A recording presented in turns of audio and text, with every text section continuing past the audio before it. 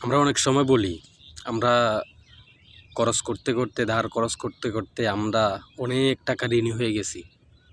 অসুস্থতার কারণে আমরা ধার করছি এবং বিভিন্ন সমস্যার কারণে আমরা ধার করছি। ধার করে খরচ করতে করতে আমরা লক্ষ লক্ষ টাকা ঋণী হয়ে গেছি এবং এই ঋণটা সহজে পরিশোধ করতে পারছি না। ইনকাম সোর্সের অভাব, হয়তো ইনকামের সাথে ফ্যামিলির খরচের সাথে যায় না বিদায় হয়তো আমরা ওই যেই ঋণটা করেছি ওই ঋণটা দিতে আমরা কষ্ট হয়ে যায়। এটা অনেক সময় প্রায় সময় হয় আমাদের জীবনে এরকম, বেশিরভাগে যারা মধ্যবিত্ত মানুষ তাদের জীবনে এরকম হয় এবং যারা গরিব তাদের জীবনও হয়।